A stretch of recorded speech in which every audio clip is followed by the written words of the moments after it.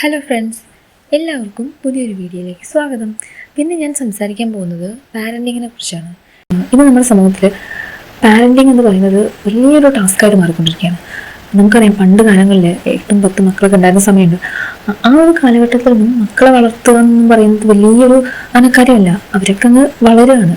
ഓരോരുത്തരും അവരവരുടെ സിബ്ലിങ്സിൻ്റെ കൂടെ അങ്ങ് വളരുകയാണ്. അച്ഛനും അമ്മയും അത്ര എഫേർട്ട് എടുത്ത് വളർത്തുകയല്ല. എന്ന് വെച്ചാൽ ഞാൻ പറയുന്നത് പഴയ ആളുകൾ എഫേർട്ട് എടുത്തിട്ടില്ല എന്നല്ല. അവർക്ക് അവരുടേതായിട്ടുള്ള ബുദ്ധിമുട്ടുകളും പ്രശ്നങ്ങളും ഫിനാൻഷ്യലി ഒക്കെ ഉണ്ട്. പക്ഷേ ഇന്ന് നമ്മൾ ഓരോ അച്ഛനും അമ്മയും അത്രത്തോളം അവരുടെ ടൈമും കെയറും ഒക്കെ കൊടുത്തിട്ടാണ് മക്കളെ വളർത്തുന്നത്. പക്ഷെ ആ ഒരു പാരൻസ് അത്രയും ഫ്രസ്ട്രേറ്റഡ് ആണ്. കുട്ടികളെ എങ്ങനെ വളർത്തണം, ഏത് രീതിയിൽ വളർത്തണം എന്നുള്ളതിൽ ഒരുപാട് പാരൻറ്റിങ് സ്റ്റൈലും ഇപ്പോൾ ഉണ്ട്. അതിൻ്റെക്കിടയിൽ നമ്മൾ പാരൻസും ഒരുപാട് സ്ട്രഗിൾ ചെയ്യുന്നുണ്ട്. പണ്ട് കാലത്ത് കുട്ടികൾ എന്ന് പറഞ്ഞാൽ പാടത്തും പറമ്പത്തും തൊടിയിലും മാങ്ങയ്ക്ക് കല്ലെറിഞ്ഞിട്ടും തോട്ടിൽ നീന്തിയിട്ടും അല്ലെങ്കിൽ ചൂണ്ടിലിട്ട് മീൻ പിടിച്ചിട്ടും അങ്ങനെയൊക്കെ കുട്ടികൾ പ്രകൃതിയായിട്ട് ഇണങ്ങി ജീവിക്കുന്ന ആളുകളാണ്. അവർക്ക് അവരുടെ ആക്ടിവിറ്റീസിനായിട്ട് ഒരുപാട് സ്ഥലങ്ങളുണ്ട്. അയൽപക്കങ്ങളിൽ കളിക്കാൻ പോകും, ഒരുപാട് ഫ്രണ്ട്സ് ഉണ്ടാവും. ഫ്രണ്ട്സ് എന്ന് പറയുമ്പോൾ നമ്മുടെ സിബ്ലിങ്സ് തന്നെ കുറേ പേരുണ്ടാവും. പിന്നെ അധികവും നമ്മുടെ ഫാമിലീസൊക്കെ റിലേറ്റീവ്സൊക്കെ അടുത്തായിരിക്കും. അപ്പോൾ അവരുടെ മക്കൾ, അങ്ങനെ ഒരു കൂട്ടുകുടുംബത്തിലായിരിക്കുമല്ലോ പണ്ടത്തെ കാലത്ത് ജീവിക്കുക. അതുപോലെ പണ്ടുള്ള കൂട്ടുകുടുംബം, അതിലെ അംഗങ്ങൾ, അങ്ങനെ ഒരു വലിയൊരു സമൂഹത്തിലായിരുന്നു പണ്ടത്തെ കുട്ടികൾ ജീവിച്ചിരുന്നത്. ഇന്ന് ആ തോടും പാടവും പറമ്പും കുളവും മൈതാനവും ഇതെല്ലാം കൂടെ നമ്മുടെ വീടിൻ്റെ 4 ചുവരുകൾക്കുള്ളിലേക്ക് ഒതുങ്ങി. അപ്പോൾ കുട്ടികൾ ഫ്രസ്ട്രേറ്റഡ് ആണ്. കാരണം അവർക്ക് അവരുടെ ഫിസിക്കൽ ആക്ടിവിറ്റീസിന് സ്ഥലമില്ല, കൂടെ കളിക്കാൻ ആളുകളില്ല. അപ്പം അവരുടെ ഫ്രസ്ട്രേഷൻസൊക്കെ ഒരു വീട്ടിനുള്ളിലാണ് തീർക്കുന്നത്. പിന്നെ പോരാത്തതിന് മൊബൈൽ അഡിക്ഷനും, അങ്ങനെയാണ് കുട്ടികൾ മൊബൈലിലേക്ക് തിരിയുന്നത്. മൊബൈലും ഈ സമയത്ത് ഒരു വലിയ വില്ലനാണ്. ഈ ഒരു അവസ്ഥയും അവരെ ഇങ്ങനെ ഹാൻഡിൽ ചെയ്യാം എന്നുള്ള വീഡിയോസൊക്കെ നമ്മൾ എപ്പോഴും കാണാറുണ്ട്. ഈ ഒരു വീഡിയോയിൽ ഞാൻ പറയുന്നത് പാരൻസിൻ്റെ ഒരു പോയിന്റ് ഓഫ് വ്യൂവിലാണ്. കുട്ടികൾ ഒരുപാട് ഫ്രസ്ട്രേറ്റഡ് ആണ്. അതിനേക്കാൾ ഫ്രസ്ട്രേറ്റഡ് ആണ് ആക്ച്വലി പാരൻസ്. കാരണം അവർക്കറിയില്ല എങ്ങനെ കുട്ടികളെ ഗൈഡ് ചെയ്യണം എന്നറിയില്ല. കുട്ടികളുടെ വാശി അല്ലെങ്കിൽ അവരുടെ വികൃതികളെ എങ്ങനെ ഹാൻഡിൽ ചെയ്യണം എന്നറിയില്ല. അതിന് മെയിനായിട്ടൊരു കാരണം എന്ന് പറഞ്ഞാൽ, പ്രത്യേകിച്ച് ആദ്യമായിട്ടൊക്കെ പാരൻസ് ആവുന്നവർ, നമുക്ക് എവിടെ നിന്നും അങ്ങനൊരു ഗൈഡൻസ് കിട്ടുന്നില്ല. അപ്പോൾ ഈ ഒരു അവസ്ഥയിൽ കൂടെ കടന്നു പോകുമ്പോൾ നമ്മുടെ അറിവില്ലായ്മയും കുട്ടികളുടെ അനുസരണക്കേടും എല്ലാം കൂടെ വരുമ്പോൾ പാരൻസും ഭയങ്കര സ്ട്രെസ്ഡ് ആവുകയാണ്. അതിനൊരു സൊല്യൂഷനും കൂടെയാണ് ഞാൻ പറയുന്നത്. അപ്പോൾ അതിൽ ഒന്നാമത്തെ കാര്യം, കുട്ടികളുടെ ഒരു ബേസിക് നേച്ചർ നമ്മൾ അക്സെപ്റ്റ് ചെയ്യുക എന്നുള്ളതാണ്. അതായത് കുട്ടികൾ എന്ന് പറയുമ്പം കുറുമ്പ്, വാശി, ദേഷ്യം, അനുസരണക്കേട്, വികൃതി, വാശി, കരച്ചിൽ, ഇതെല്ലാം കൂടിയിട്ടുള്ളതാണ് കുട്ടികൾ. പിന്നെ അതിൻ്റെ ഓരോ കുട്ടികളുടെയും ഏറ്റക്കുറച്ചിലുകൾ ഉണ്ടാവും. അതിൻ്റെ ഇൻറ്റൻസിറ്റി ഡിഫറെൻ്റ് ആയിരിക്കും. പക്ഷേ പൊതുവേ കുട്ടികളെന്ന് പറഞ്ഞാൽ ഇങ്ങനെയൊക്കെയാണ്. അപ്പോൾ നമ്മളിപ്പം ഒരു കാര്യം മോനെ അതെടുക്കുക എന്ന് പറഞ്ഞാൽ പെട്ടെന്ന് പോയി എടുത്തിട്ട് വരാൻ നമ്മളെപ്പോലെ മുതിർന്ന ഒരാളല്ല, കുട്ടിയാണ്. അപ്പോൾ നമ്മൾ ഒരു പ്രാവശ്യം പറഞ്ഞാൽ ചിലപ്പോൾ കേൾക്കില്ല, അല്ലെങ്കിൽ ഇങ്ങോട്ട് വാന്ന് പറഞ്ഞാൽ അങ്ങോട്ട് പോകും. നമ്മളിപ്പോൾ പുറത്തൊക്കെ കൊണ്ടുപോകുമ്പോൾ നല്ല ഹോട്ടലിലും മോളിലൊക്കെ പോകുമ്പോൾ അവിടെ കിടന്ന് ചിലപ്പോൾ ഭയങ്കരമായിട്ട് അലറി വിളിക്കും, കരയും, അങ്ങനെയൊക്കെ ചെയ്യും. അപ്പോൾ അത് മിക്ക കുട്ടികളിലും ഉണ്ടാവുന്ന പ്രശ്നങ്ങളാണ്. പിന്നെ ചില കുട്ടികൾ അതൊരു പ്രോബ്ലം ആയിരിക്കും, അത് നമ്മൾ ഐഡൻറ്റിഫൈ ചെയ്യണം. അതല്ലാതെ ബേസിക്കായിട്ട് കുട്ടികൾ എന്ന് പറയുന്നത് കുറച്ചൊക്കെ വാശിയും ദേഷ്യവും കുറുമ്പുള്ളവരാണ്. അപ്പോൾ അതുകൊണ്ട് ഈ കാര്യത്തിൽ ഞാൻ കുറച്ച് ക്ഷമ വേണം എന്നുള്ള രീതിയിൽ നമ്മളത് ഹാൻഡിൽ ചെയ്യാൻ നോക്കുക. പിന്നെ ഇതൊക്കെ ഞാൻ പറയുന്നത് വെച്ചാൽ അമ്മമാരുടെ അല്ലെങ്കിൽ അച്ഛന്മാരുടെ ആ ഒരു സ്ട്രെസ്സ് കുറയ്ക്കാൻ വേണ്ടിയിട്ടാണ്. രണ്ടാമതൊരു കാര്യം എന്ന് പറഞ്ഞാൽ, നമ്മൾ ക്ഷമ കുട്ടികളുടെ അടുത്ത് ഏറ്റവും വലിയൊരു ആയുധമാണ്. സോ നമ്മൾ പാരൻസ് ആണെങ്കിൽ ഒന്ന് ഉള്ള ക്ഷമയും കൂടെ നശിച്ചു പോകാൻ ചെയ്യാറ്. അപ്പോൾ അത് ഇമ്പ്രൂവ് ചെയ്യാനുള്ള മെത്തേഡ് നോക്കുക. ഇപ്പം യോഗയോ അങ്ങനെ മെഡിറ്റേഷൻ പോലെയുള്ള കാര്യങ്ങളൊക്കെ പ്രാക്ടീസ് ചെയ്യുന്നത് വഴി നിങ്ങൾക്ക് കുറച്ചും കൂടെ ഒരു ക്ഷമ ഉണ്ടാക്കിയെടുക്കാൻ പറ്റും. അത് അവർക്ക് എന്തെങ്കിലും ഒരു കാര്യത്തിന് വാശി പിടിക്കുമ്പോൾ ഇമ്മീഡിയറ്റ് ആയിട്ട് നമ്മൾ റെസ്പോണ്ട് ചെയ്യാണ്ട് അവരെ ഏറ്റവും അത് മാറ്റാനുള്ളൊരു മാർഗം ഡിസ്ട്രാക്ട് ചെയ്യുന്നതാണ്. അതല്ലാണ്ട് നിനക്കത് വാങ്ങിച്ചതല്ല, ഇത് വാങ്ങിച്ചു തന്നാൽ അങ്ങനെയാണ് ഇങ്ങനെയാന്ന് പറഞ്ഞ് നമ്മൾ ക്ലാസ് എടുക്കാൻ വന്നിട്ടുണ്ടെങ്കിൽ അവരുടെ വാശി കൂടുകയുള്ളൂ. പെട്ടെന്ന് വേറെ എന്തെങ്കിലും നമ്മൾ അർജൻറ്റായിട്ട് എന്തെങ്കിലും കാര്യം പറഞ്ഞ് അവരെ ഡൈവേർട്ട് ചെയ്യും. മൂന്നാമത്തെ കാര്യം എന്ന് പറഞ്ഞാൽ, നമ്മൾ അവരായിട്ട് ക്വാളിറ്റി ടൈം സ്പെൻഡ് ചെയ്യുക എന്നുള്ളതാണ്. ക്വാളിറ്റി ടൈം ഉദ്ദേശിച്ചത് നിങ്ങൾക്കിപ്പം അവരുടെ കൂടെ ഒരു ഒരു വാക്കിങ്ങിന് പോകാം. നിങ്ങൾക്കും ആ ഒരു സ്ട്രെസ് കുറയ്ക്കാനായിട്ട് ഇത് ഹെൽപ്പ് ചെയ്യും. അതല്ലെങ്കിൽ നിങ്ങൾക്ക് ഒരുമിച്ച് ഡാൻസ് ചെയ്യാം. ഡാൻസ് എന്ന് പറയുമ്പോൾ നിങ്ങൾ വലിയ ഡാൻസർ ആവേണ്ട ആവശ്യമൊന്നുമില്ല.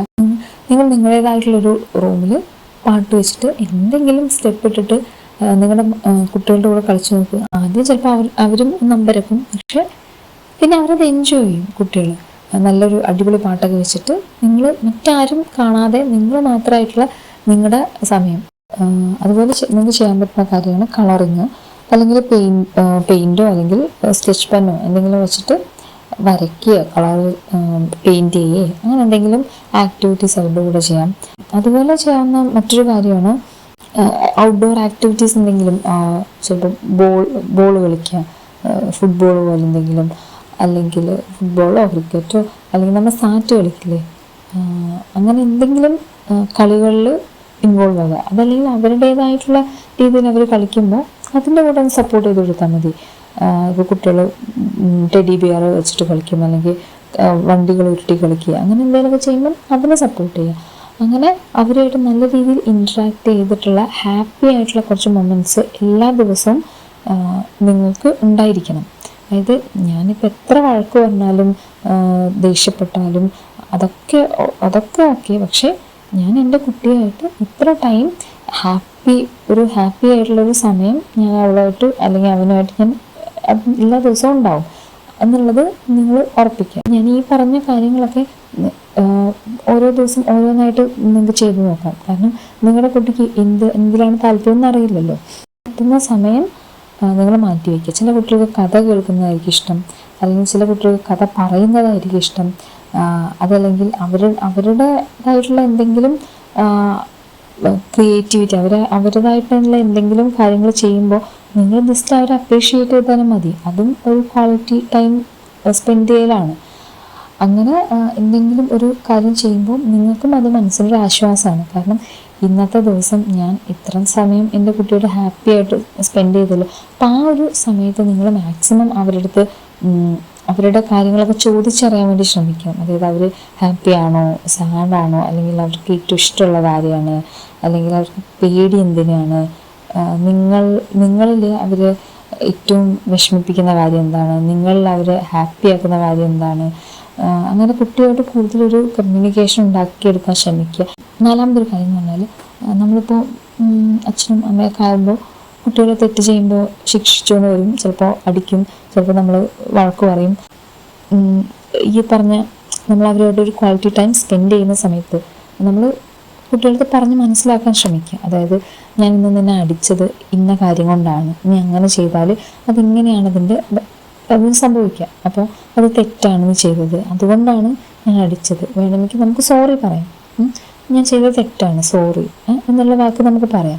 സോറി. അതുപോലെ തന്നെ നീ ഇപ്പോൾ അവരോട് ചെയ്തത് അത് തെറ്റായിപ്പോയി, അങ്ങനെ ചെയ്താൽ നീ സോറി പറയണം എന്നൊക്കെയുള്ള കാര്യങ്ങൾ. ഇതൊക്കെ ചിലപ്പോൾ നമ്മൾ ആ വഴക്കിട്ട് ഒരു അടി കൊടുത്ത് അതിനുടനെ അത് പറഞ്ഞാൽ ചിലപ്പോൾ അവരത് കേൾക്കില്ല. പക്ഷേ നമ്മളിങ്ങനെ അവരായിട്ട് ഹാപ്പി മൊമെൻറ്റ്സ് നമ്മൾ അവരുമായിട്ട് ക്വാളിറ്റി ടൈം സ്പെൻഡ് ചെയ്യുന്ന സമയത്ത് ഇങ്ങനെയുള്ള കുറച്ച് ചെറിയ എല്ലാം കൂടെ നമ്മൾ ഉപദേശിച്ച് ആ ഒരു ടൈം കൊളാക്കണം എന്നല്ല ഞാൻ പറയുന്നത്. പക്ഷെ ചെറിയ ചെറിയ കാര്യങ്ങൾ അവർക്ക് ഇങ്ങനെ ഇട്ട് കൊടുക്കുക. അല്ലെങ്കിൽ അപ്പോൾ ആ സമയത്ത് തന്നെ നമ്മൾ ഇന്ന് നീ അത് ചെയ്തത് നന്നായി, അല്ലെങ്കിൽ ഇങ്ങനെ നീ ബിഹേവ് ചെയ്തല്ലോ, അത് ചെയ്ത് നല്ല കാര്യങ്ങൾ അപ്രീഷിയേറ്റ് ചെയ്യണം. അതുപോലെ കിടക്കുന്ന സമയത്ത് നമ്മൾ കുറച്ചൊരു കാമായിട്ടുള്ളൊരു സമയമായിരിക്കുമല്ലോ.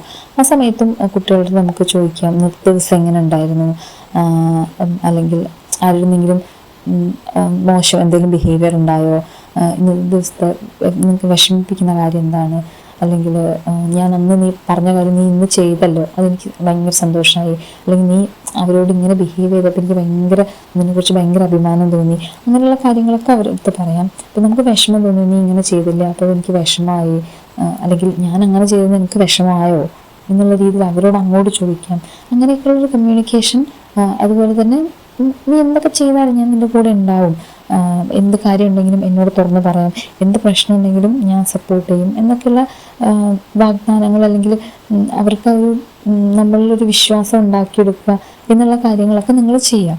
അങ്ങനെ വരുമ്പോൾ നിങ്ങൾക്ക് തന്നെ നിങ്ങളുടെ ആ ഒരു സ്ട്രെസ്, അതായത് പല പാരൻസിനും കുട്ടികളെ ഭയങ്കരമായിട്ട് വഴക്ക് പറയുക, ദേഷ്യപ്പെടുക, അടിക്കുകയൊക്കെ ചെയ്യുമ്പം അവർക്ക് സ്വയം ഞാനൊരു മോശം പാരൻ്റാണ്, എൻ്റെ കുട്ടിക്ക് എന്നെ ഇഷ്ടമുണ്ടാവില്ല എന്നൊക്കെയുള്ളൊരു തോട്ട്സ് ഉണ്ടാകും. അത് കൂടുതലൊരു സ്ട്രെസ്സാണ്. അപ്പോൾ നമ്മൾ ഇങ്ങനെയുള്ള കാര്യങ്ങളൊക്കെ ചെയ്യുമ്പോൾ അത് നമുക്ക് തന്നെ കുറേ ഒരു ആത്മവിശ്വാസം തോന്നും. ഞാൻ അത്ര മോശം പാരൻ്റൊന്നുമല്ല, ഞാൻ എൻ്റെ കുട്ടിയോട് അത്യാവശ്യം കമ്മ്യൂണിക്കേഷൻ എനിക്കുണ്ട്, എൻ്റെ കുട്ടിക്ക് എൻ്റെ എന്തും തുറന്ന് പറയാം. അപ്പോൾ ഓരോ ദിവസവും നമ്മൾ ഇങ്ങനത്തെ കാര്യങ്ങളൊക്കെ ചെയ്യുമ്പോൾ ആ ഒരു കോൺഫിഡൻസും നമുക്ക് കൂടും. ഇനി അടുത്തൊരു കാര്യം എന്താണെന്ന് വെച്ച് കഴിഞ്ഞാൽ, പലപ്പോഴും പാരൻസിൽ അമ്മമാരൊക്കെ ആയിരിക്കും കൂടുതലും കുട്ടികളുടെ ബേസിക് ആയിട്ടുള്ള എല്ലാ കാര്യങ്ങളും റൊട്ടീൻസും ചെയ്യുന്നത്. അപ്പോൾ നിങ്ങളുടെ കുട്ടി ഏത് പ്രായമാണെങ്കിലും അതിനനുസരിച്ചുള്ള കാര്യങ്ങൾ അവരെ കൊണ്ട് ചെയ്യാനായിട്ട് ശ്രമിക്കുക. അതായത് രാവിലെ എഴുന്നേറ്റ് കഴിഞ്ഞാൽ ബ്രഷ് ചെയ്യുക, അല്ലെങ്കിൽ ടോയ്ലറ്റിൽ പോവുക, അങ്ങനെയുള്ള ബേസിക് ആയിട്ടുള്ള കാര്യങ്ങളില്ലേ. കുളിച്ച് കഴിഞ്ഞാൽ മുടി ചീകുക, അല്ലെങ്കിൽ ഡ്രസ്സ് എടുത്തിടുക, അങ്ങനെയുള്ള ബേസിക് ആയിട്ടുള്ള കാര്യങ്ങളൊക്കെ നിങ്ങളുടെ കുട്ടികൾ അവർക്ക് സ്വന്തമായിട്ട് ചെയ്യാൻ പ്രാപ്തിയായിട്ടുണ്ടെങ്കിൽ അത് അവരെ ഏൽപ്പിക്കുക. ഇതെല്ലാം അമ്മമാർ തന്നെ ചെയ്ത് ശീലിപ്പിക്കാണ്ട്, പിന്നെ അതുപോലെ തന്നെ കുറച്ച് ഇപ്പം അച്ഛന്മാർക്കും ഇതുപോലെ കുറച്ച് കാര്യങ്ങൾ അവരെയും ഏൽപ്പിക്കും. അങ്ങനെ എല്ലാം നമ്മുടെ തലയിൽ നമ്മൾ ചെയ്താലേ ശരിയാവൂ എന്നുള്ളൊരു ധാരണ പൊതുവെ സ്ത്രീകൾക്കുണ്ട്. കുറേ കാര്യങ്ങൾ നമ്മൾ ഡെലിഗേറ്റ് ചെയ്ത് കൊടുക്കുക.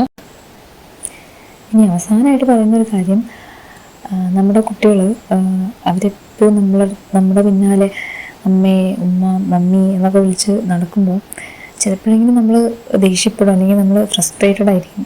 ഇത് എപ്പോഴും നമ്മുടെ പിന്നാലെയാണല്ലോ എന്നൊക്കെ ആലോചിച്ചിട്ട് നമുക്കൊരു അല്പം സമയം പോലും ഒറ്റയ്ക്ക് നമ്മുടെ കാര്യങ്ങൾ ശ്രദ്ധിക്കാൻ കിട്ടുന്നില്ലല്ലോ എന്നൊക്കെ പലരും ടെൻഷൻ അടിക്കാറുണ്ട്.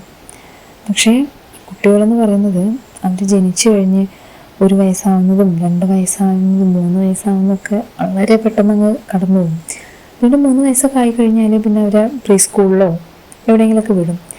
അത് കഴിഞ്ഞ് നമ്മളവരെ ഭയങ്കരമായിട്ട് മിസ് ചെയ്യും. കാരണം അതുവരെ നമ്മുടെ പിന്നാലെ നടന്നിരുന്ന ആളുകൾ പിന്നെ അവരുടെ ലോകം മാറുകയാണ്. അവർ പഠിക്കാൻ പോയി, അവർക്ക് ഫ്രണ്ട്സായി, പിന്നീട് അങ്ങോട്ട് അവർ വളർന്ന് വരുമ്പോൾ അവർ നമ്മളിൽ നിന്ന് ഒരുപാട് അകന്നകന്ന് പോകും. പിന്നെ നമ്മൾ അവരുടെ പിന്നാലെ നടക്കേണ്ടി വരും.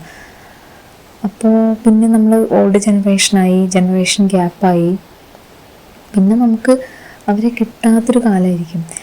അപ്പം നമ്മളാണ് ലോകം എന്ന് കരുതിയിട്ട് നമ്മുടെ പിന്നാലെ അവർ നടക്കുന്ന ഈ ഒരു സമയം ഉണ്ടല്ലോ, അത് നമ്മുടെ ലൈഫിൽ നമുക്ക് കിട്ടുന്ന ഏറ്റവും വലിയ ഭാഗ്യമാണ്. അപ്പോൾ ആ ഒരു സമയങ്ങളിൽ നല്ല നല്ല മൊമെൻറ്റ്സ് ക്രിയേറ്റ് ചെയ്യാൻ ശ്രമിക്കുക. കാരണം അവർ വലുതായി കഴിഞ്ഞാൽ അവർ ചിന്തിക്കുക, ഞാൻ ചെറുതായിരുന്നപ്പോൾ എൻ്റെ വീട് എത്ര ഓർഗനൈസ്ഡ് ആയിരുന്നു എന്നൊന്നല്ല. അവരുടെ കൂടെ തുമ്പിയെ പിടിക്കാൻ നടന്നതോ, അല്ലെങ്കിൽ കുളിപ്പിക്കുന്ന സമയത്ത് നമ്മൾ സോപ്പ് വെച്ചിട്ട് ഇങ്ങനെ ബബിൾസ് ഒക്കെ ഉണ്ടാക്കില്ലേ, അതോ അങ്ങനത്തെ കാര്യങ്ങളൊക്കെ ആയിരിക്കും അവർ വലിയ കാര്യത്തോടെ അവർ ചിലപ്പം കുറച്ച് കഴിയുമ്പോൾ അവർ ചെറിഷ് ചെയ്യുന്ന മൊമെൻറ്റ്സ്, അങ്ങനെയുള്ള കാര്യങ്ങളായിരിക്കും. അവരുടെ കൂടെ സാറ്റ് കളിക്കാൻ നിന്നതോ, അല്ലെങ്കിൽ കണ്ണുപൊത്തി കളിക്കുന്നതോ, അല്ലെങ്കിൽ എന്തെങ്കിലും അങ്ങനത്തെ മൊമെൻറ്റ്സ് ഒക്കെ ആയിരിക്കും അവർ ഇഷ്ടത്തോടെ ഓർക്കുന്നത്.